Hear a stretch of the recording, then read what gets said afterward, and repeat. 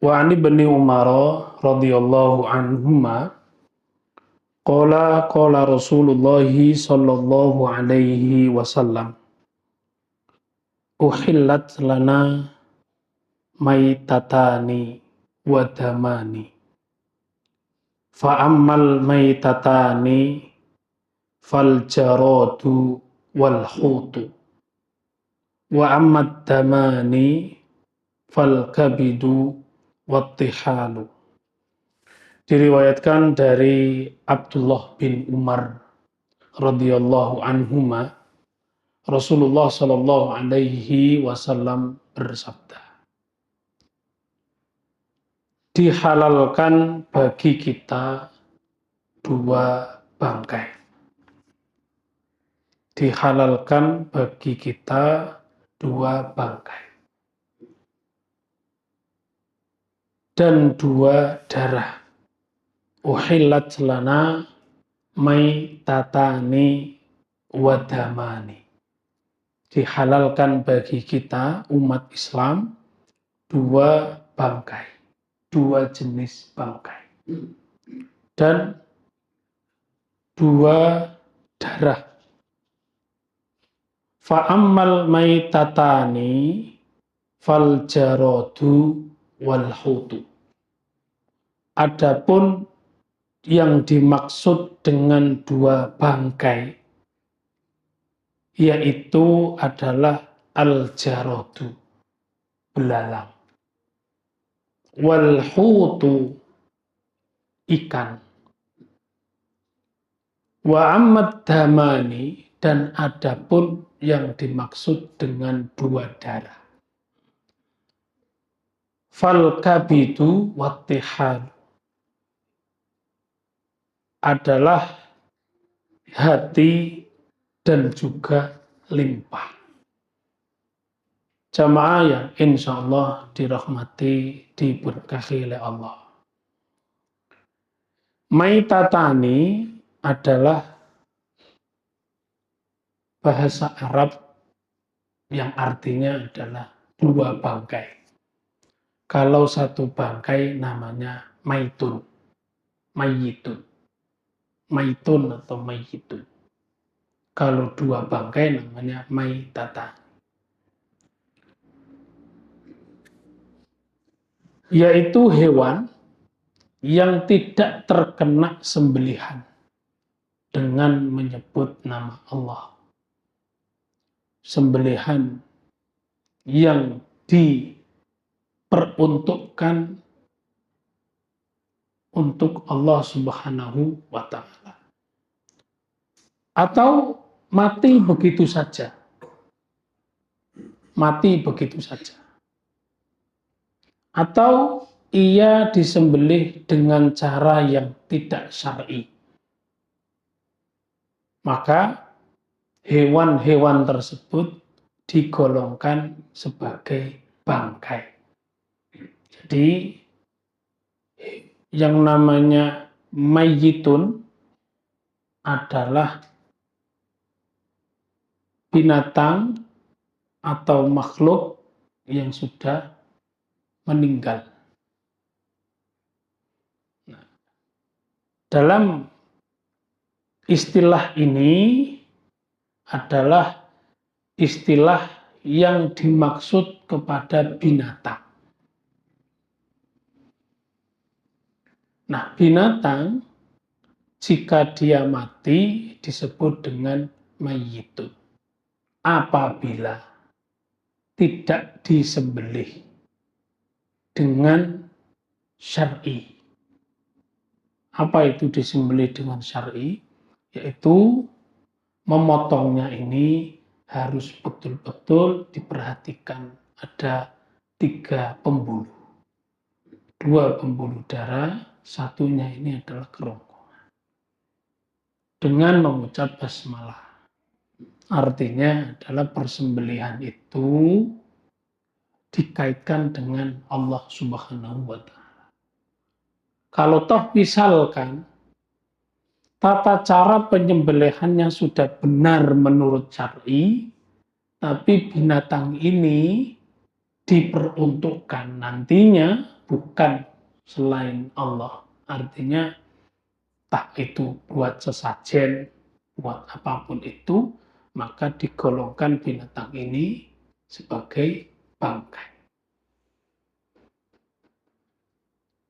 Atau binatang ini mungkin jatuh, dilempar apa, atau mungkin habis digigit apa, kemudian mati, maka disebut dengan bangkai. Nah, Al-Quran sudah jelas menyampaikan, innama harrama alaikumul maitah. Sesungguhnya diharamkan atas kalian bangkai.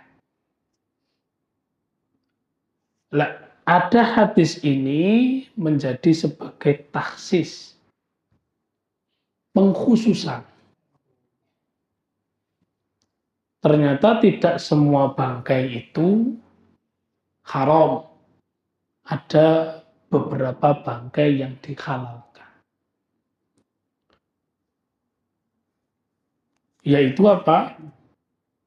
Bangkai ikan dan juga bangkai belala. Jamaah yang insya Allah dirahmati, diberkahi oleh Allah. Kemudian ada istilah damani. Damani artinya dua darah. Satu darah, artinya darah itu disebut dengan damun. Damun artinya darah. Bahasa Arabnya itu damun. Kalau dua darah namanya dama. Yang dimaksud pada darah ini adalah bukan darah yang mengalir. Bukan darah yang mengalir. Tapi yang disebut di sini adalah darah yang berhenti atau zatnya ini hampir mirip dengan unsur-unsur darah. Tapi tidak seperti darah pada sifat yang kita pahami. Darah ini apa? Darah ini adalah kabidun. Kabid itu artinya hati. Nah, ini ada beberapa pergeseran istilah. Hati, bahasa Arabnya adalah kabidun. Sedangkan kolbun itu adalah jantung. Tetapi sudah menjadi umum bagi kita bahwa kolbun itu adalah hati. Ada beberapa istilah-istilah yang sudah populer. Contohnya adalah tathhirul qalbi, artinya penyucian hati. Padahal kolbun itu artinya adalah jantung. Ala wahyal qalbu. Fa inna fil jasadi mudghatan. Di dalam tubuh kita ini ada segumpal daging. Yang mana daging ini diistilahkan sebagaimana jantung. Jamaah yang insya Allah dirahmati, diberkahi oleh Allah. Yang dimaksud dengan dam ini bukan darah yang mengalir yang dituangkan dari jantung menuju kepada seluruh anggota tubuh melalui pembuluh darah. Yang dimaksud daripada hadis ini, dam di sini. Ya. Yang dimaksud di sini adalah apa? Salah satu organ yang secara unsurnya itu seperti darah.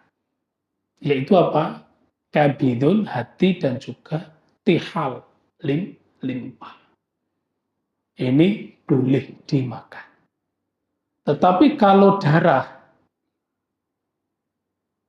yang aslinya itu adalah darah yang mengalir kemudian dikumpulkan, dibekukan, terus kemudian dimasak dan dimakan, maka itu haram. Apa namanya itu? Sarem. Ini yang tidak termasuk pada hadis ini. Ya. Innama harrama alaikumul maitata waddama. Diharamkan atas kalian bangkai dan juga darah. Nah, tapi yang dimaksud dengan darah di sini adalah kabidun sama tihal. Kabidun sama tihal. Yang ketiga ada istilah jarod. Al-jarodu. Jarodu itu adalah belalang. Jarodu itu adalah belalang. Belalang ini langsung menunjuk kepada satu binatang yang umum kita pahami.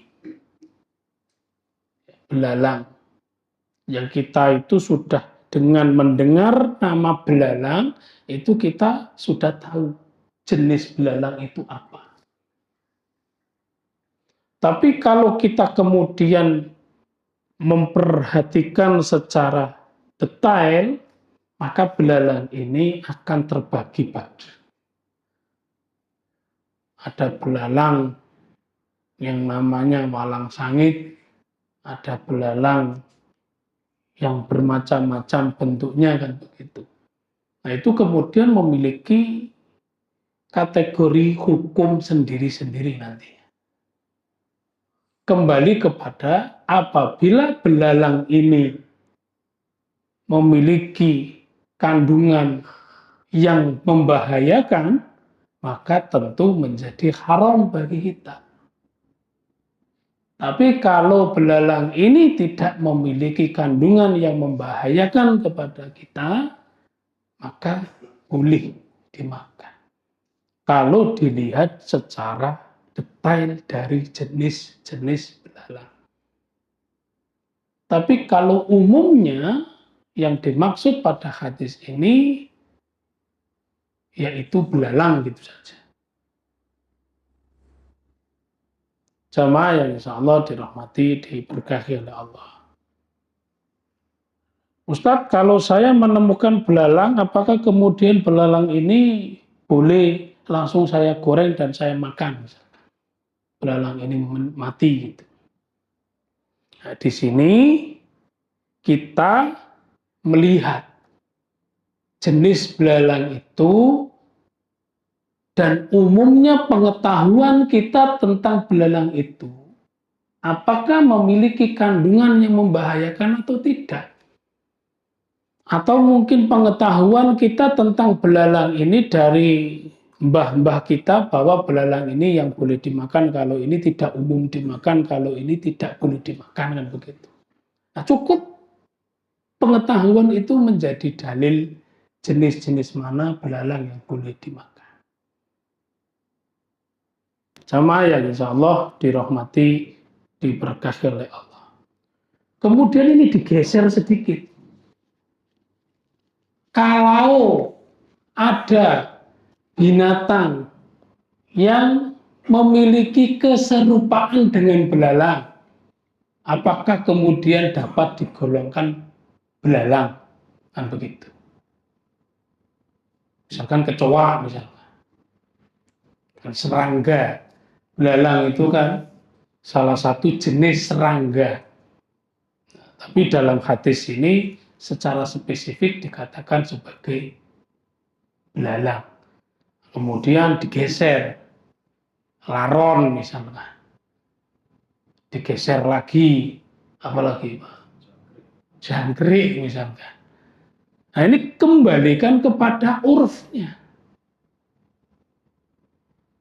Atau kembalikan kepada pengetahuan yang secara spesifik mengetahui kandungan-kandungan yang ada di dalam binatang tersebut yang memiliki keserupaan dengan binatang.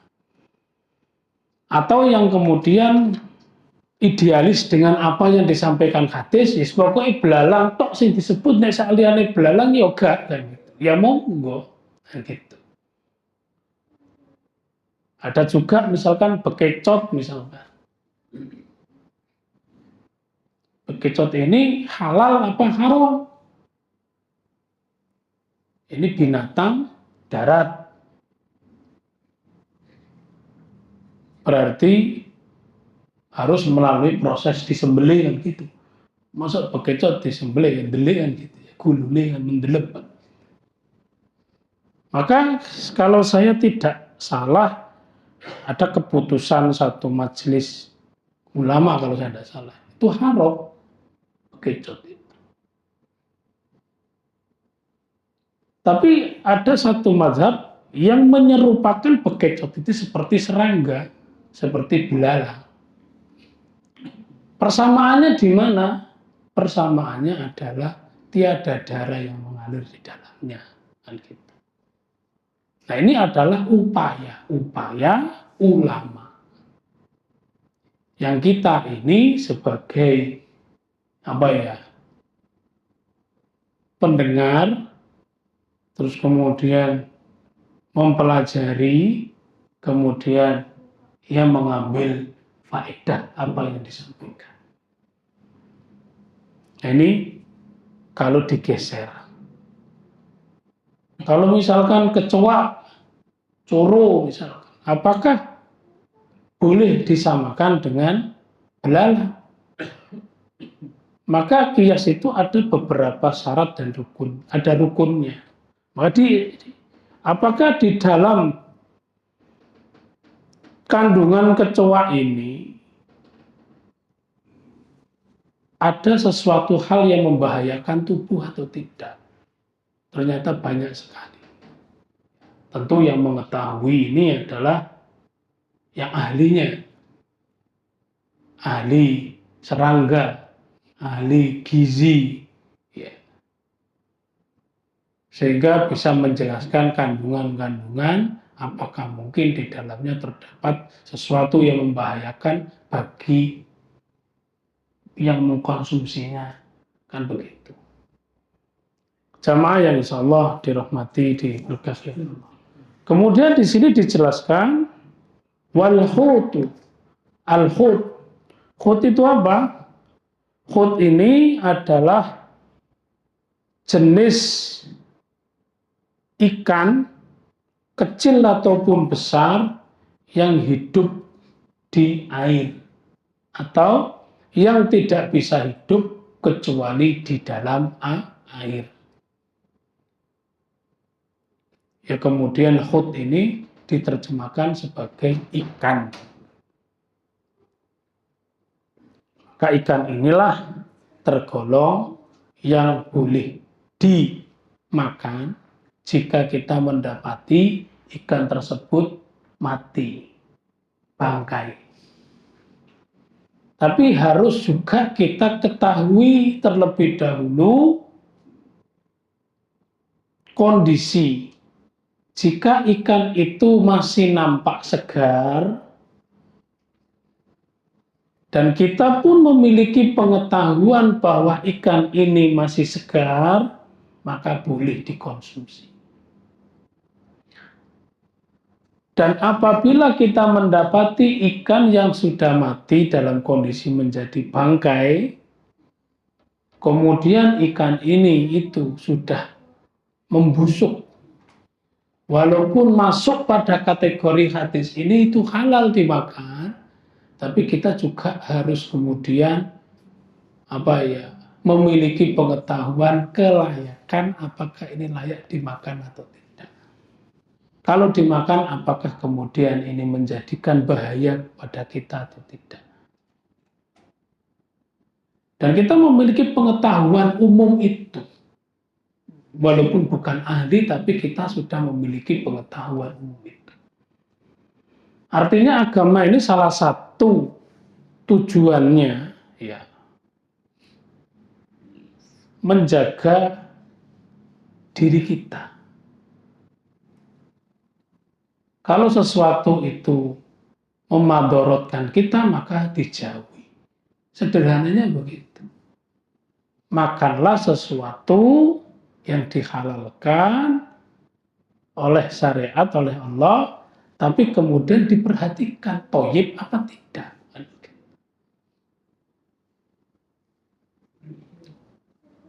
Walaupun ikan yang sudah mati ini masuk pada kategori halal dimakan, tapi ini bagus atau tidak untuk dimakan oleh kita dan anak-anak kita. Dan pengetahuan ini pengetahuan umum. Oh ini nggak layak, oh ini layak, kan begitu. Tapi dengan kondisi tertentu yang memungkinkan orang ini memakan segalanya, walaupun dalam kondisi yang sudah sangat busuk, nah ini beda konteksnya lagi. Berarti dia dalam kondisi mutor, dalam kondisi yang sangat darurat. Jamaah yang insya Allah dirahmati, diberkahi oleh Allah. Ada beberapa hal yang penting pada hadis ini. Satu, diharamkannya darah yang mengalir dengan menyimpulkannya dari diperbolehkan dua darah yang disebutkan dalam hadis. Jadi yang menjadikan, ya salah satu pendapat yang menjadikan kenapa bangkai itu haram jika dia ini mati tanpa dengan cara tersembelih. Walaupun ada yang disembelih tapi tetap haram karena bukan karena Allah Subhanahu wa taala. Kenapa? Karena kandungan darah inilah yang menjadikan najis seluruh tubuhnya. Jadi salah satu alasan kenapa bangkai pada binatang yang memang binatang itu dihalalkan zatnya kepada kita, tapi kita dapati dalam kondisi mati, gitu. Seperti misalkan ada kambing mati tanpa dengan disembelih terlebih dahulu. Ini kenapa menjadi haram? Karena dagingnya tercampur oleh darah yang ada di dalamnya. Begitu. Sehingga menjadi najis. Kenapa? Innama harrama alaikumul maita waddam. Ini menunjukkan bahwa sesuatu yang baik tercampur dengan yang buruk, maka akan menjadi dominasi keburukannya.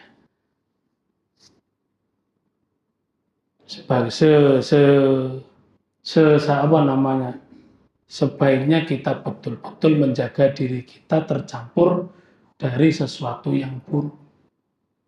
Kita dengan orang-orang yang buruk, maka orang yang baru melihat kita yang berada di gerombolan itu pasti akan dituduh juga. Nah, ini orang-orang nggak baik, padahal kita baik. Tapi orang itu akan melihat pada umumnya. Ustadz ini kan baru mati tapi kemudian tak sembelih. Tidak bisa lagi. Darah itu sudah berhenti. Tidak ada proses keluarnya darah dengan sempurna. Misalkan ini kita melihat ada kambing mati, baru 10 detik misalkan. Sudah jelas mati nih, tapi 10 detik baru kita sembelih. Tidak boleh. Kenapa? Karena darah ini tidak bisa keluar secara sempurna. Kenapa binatang yang kemudian disembelih itu terus darahnya keluar dan dianggap keluarnya secara sempurna? Karena masih ada denyut jantungnya yang mendorong keluar. Oke. Ini menurut ulama demikian. Nah, ikan dan belalang tidak tergolong ini. Tidak tergolong ini. Artinya memiliki keunikan di dalam, yaitu tadi, metabolisme tubuhnya.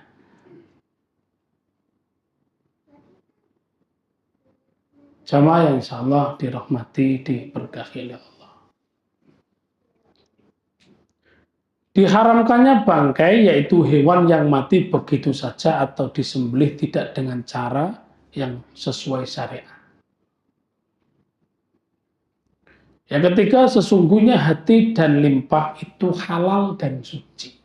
Dari hadis ini kita bisa menyimpulkan dengan tegas, walaupun pada dasarnya kita juga sudah memiliki pengetahuan ini dari lama, bahwa hati dan juga limpah itu adalah halal.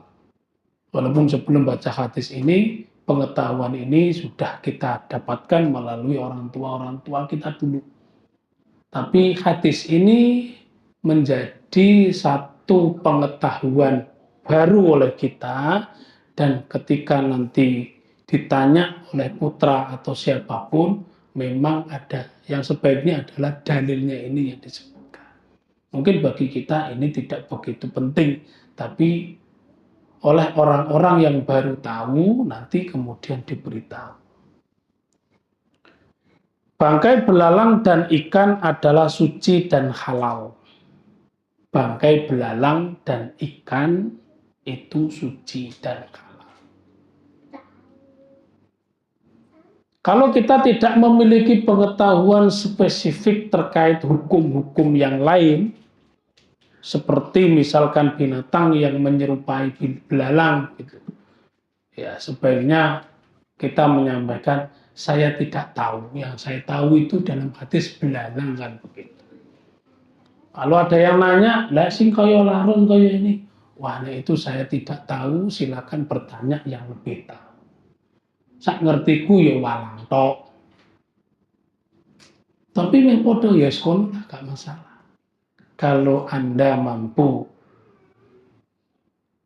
mengkaji itu, atau mampu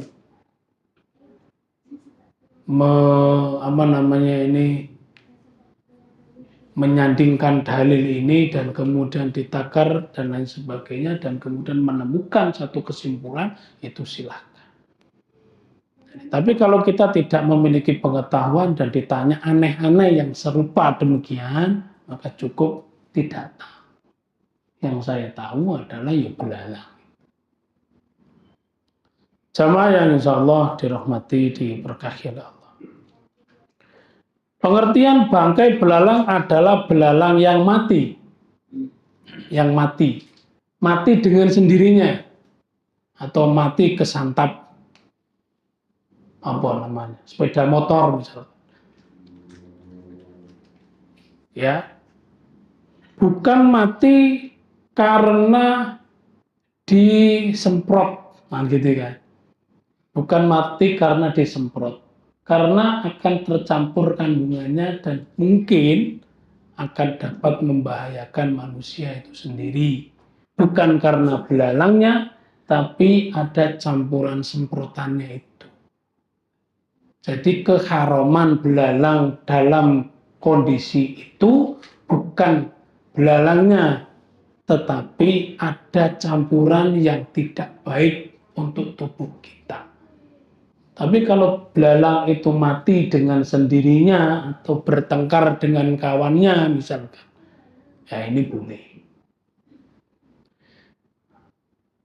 Adapun belalang yang mati karena obat pemusnah yang beracun, maka ia diharamkan karena di dalamnya terdapat racun yang mematikan. Jamaah yang insya Allah dirahmati, diberkahi oleh Allah. Hadis ini adalah dalil bahwa apabila ikan dan belalang mati di air, maka tidak membuat air tersebut menjadi najis. Ini ada satu pendapat, tapi boleh berbeda. Ini boleh berbeda. Apa pendapatnya? Namanya pendapat. Namanya pendapat. Jadi jangan jangan fanatik dengan pendapat. Pokoknya pendapatnya ini ya benar, dan paling benar dan yang lainnya salah. Tidak.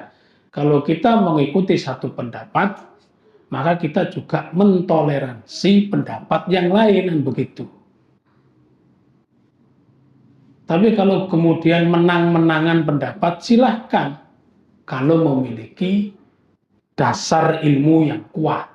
Sehingga perdebatan itu perdebatan ilmu, bukan perdebatan hawa nafsu yang kemudian kalau kalah debat mengkafirkan satu dengan yang lain, membatalkan satu dengan yang lain. Jadi kadang-kadang kita ini melakukan satu ibadah dengan tanpa kita sadari ibadah yang kita lakukan itu juga mengikuti satu pendapat. Dan kadang kita tidak sadar kalau itu adalah satu pendapat dan begitu. Nah, kalau kita sendiri masih menjadi pelaku mengikuti pendapat, maka janganlah kita kemudian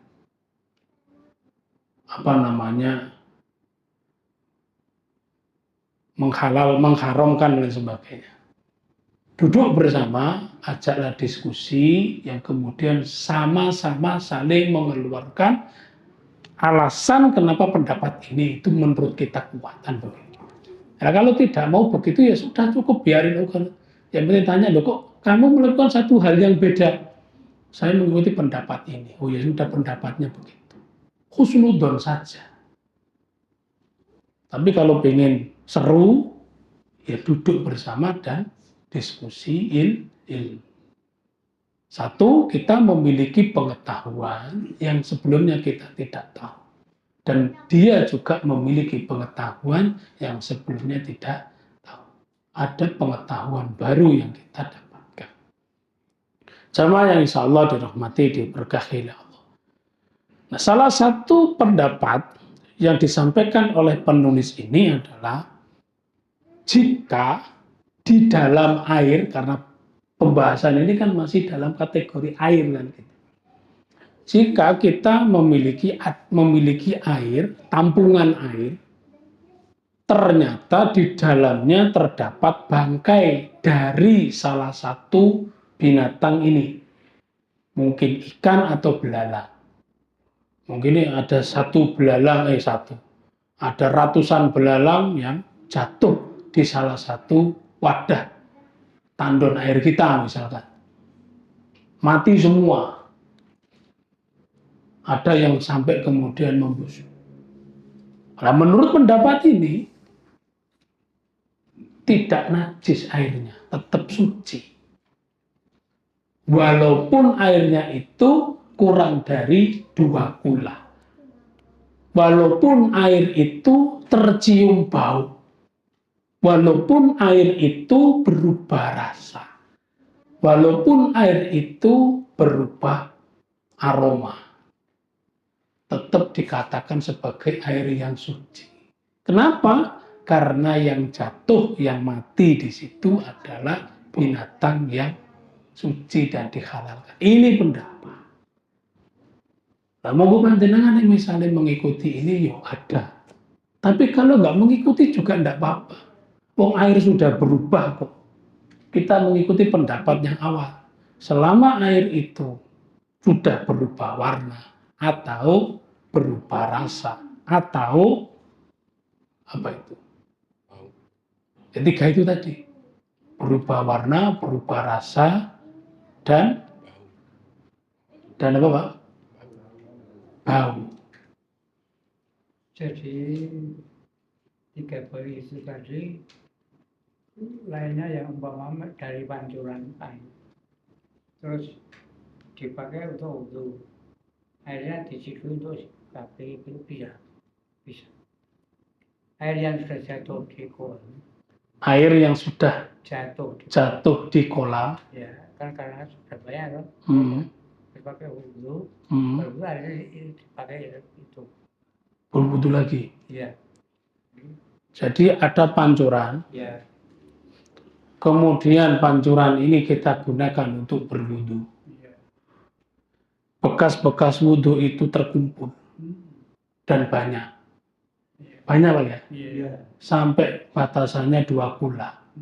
Boleh digunakan berwudhu lagi. Menurut mazhab Syafi'i itu boleh. Karena sudah 2 kula lebih. Begitu.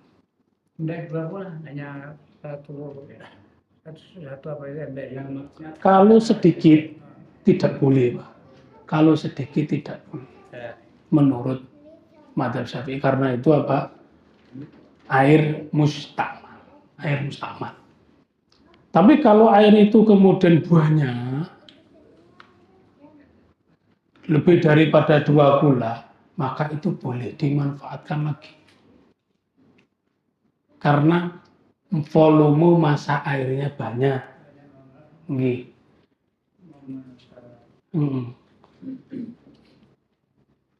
Tapi kalau ada pendapat yang memperbolehkan, namanya lagi pendapat. Yang saya sebutkan tadi, harus ada batasan 2 gula, itu juga pendapat.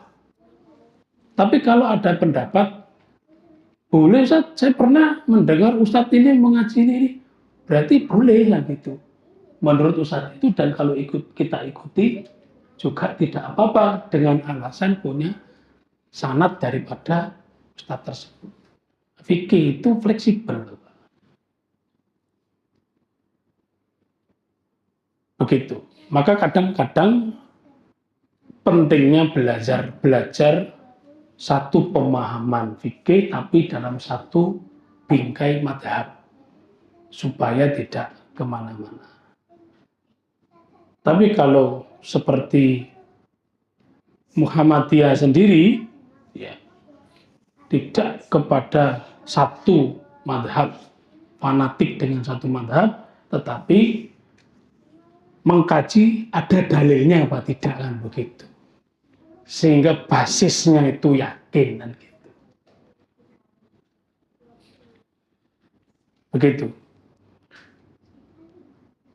Lah, kalau toh misalkan kita punya kolam ini 2 bulan lebih, di dalamnya ada ikan mati yang membusuk, yang kemudian baunya itu sudah bau ikan amis tadi itu, kemudian atau sudah berubah warna, atau rasanya sudah berbeda.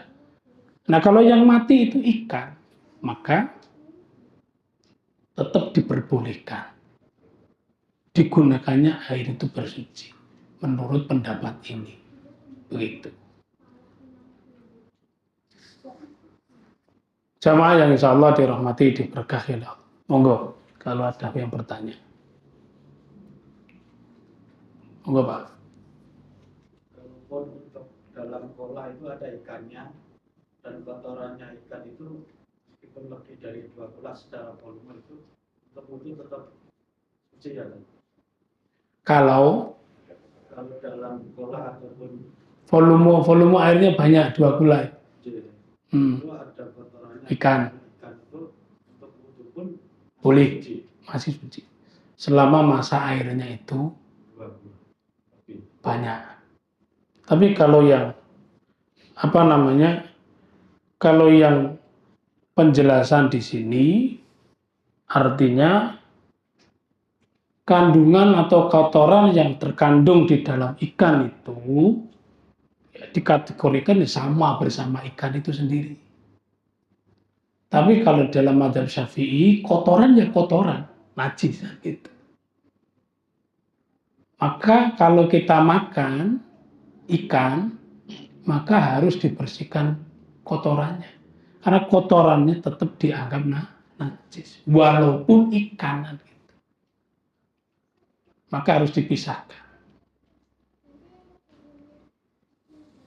Nah, kalau misalkan kotoran ini seperti iwak teri gitu kan, cedol gitu kan, terlalu susah. Nah, ini baru ada hukum dimaklumi gitu. Karena kan ya siji-siji, ya sak cakup nek siji-siji kayak pegelan gitu. Dimaklumi. Tapi kalau ikan yang yang sekiranya mampu kita bersihkan, dibersihkan. Walaupun kadang kecil, tapi kita memiliki ikhtiyaton, kehati-hatian yang tingkat tinggi. Kadang ya waternya diresihi karena memang sangat kehati-hatian dalam mengikuti pendapat ini gitu. Ya monggo. Nah, kalau di daerah pesisir ini ada ikan bandeng, Pak. Ngertos ikan bandeng, Pak? Bandeng. Bandeng tambak kali bandeng laut itu kan beda. Bandeng tambak itu ada ireng-irengnya gitu, Pak. Jadi itu lapisan ininya kan ada hitam-hitamnya. Tapi itu hitam-hitam ini nyambung dengan kulit yang banyak lemaknya gitu. Buatan pahit, Pak. Ada seperti kayak buletan gini, nama bahasanya itu udele wak bandeng kan. Ini biasanya orang sana itu nggak dibuang. Kalau ususnya dibuang, Tapi ada buletan itu, ini eman-eman nggak dibuang. Hukumnya sebenarnya digolongkan seperti kotoran ikan itu. Tapi oleh mayoritas sana ini jangan dibuang. Kenapa? Karena enak kan gitu. Jadi begitu. Jamaah yang insya Allah dirahmati, diberkahi oleh Allah. Tapi kalau kondisi wallahu a'lam dalam buku ini mengkategorikan bahwa ya seluruh yang ada di dalam ikan itu ya halal, tidak najis. Tetapi ya kalaupun itu kotoran ya kotoran. Kalau mazhab yang saya pelajari itu harus dipisah. Walaupun itu ikan, kotoran itu tetap kotoran. Semua kotoran, bahkan digolongkan semua kotoran itu najis. Itu apa? Najis. Nah, nanti ada pembahasan sendiri, insya Allah. Tanya Ustaz. Oke. Mohon dijelaskan kembali untuk ukuran 2 ulah itu maksudnya seberapa ya? Kalau misalkan liter atau di ukuran bak itu berapa? 450 liter, Pak. Nah, itu berapa itu? Kalau di sini misalnya saya buka Google ya, 2 kula. 2 kula berapa liter? Tapi kalau pantuan enggak. Malah di sini ada 270 liter, Pak. Malah lebih sedikit, lebih daripada itu. Jadi ada yang 216 liter sampai dengan 270 liter. Gitu. Ukurannya ya 60 cm kali 60 cm kali 60 cm. Gitu. Tapi kalau pancuran itu digolongkan air mengalir, Pak. Digolongkan air mengalir, walaupun kelihatan sedikit. Tapi kalau air itu mengalir, itu tergolong air mengalir. Seperti contohnya yang ada di rumah-rumah kita, misalnya. Ya, kelihatannya kecil kolamnya, tapi kalau airnya itu terus, ya itu digolongkan air mengalir. Gitu. Wallahu a'lam bishawab. Pun cakap lagi, Pak. Ada lagi?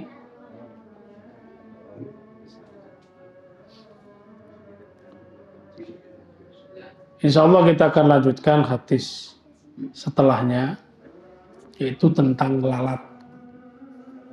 Tentang alat. Atau mungkin masih ada yang ganjil? Sampun?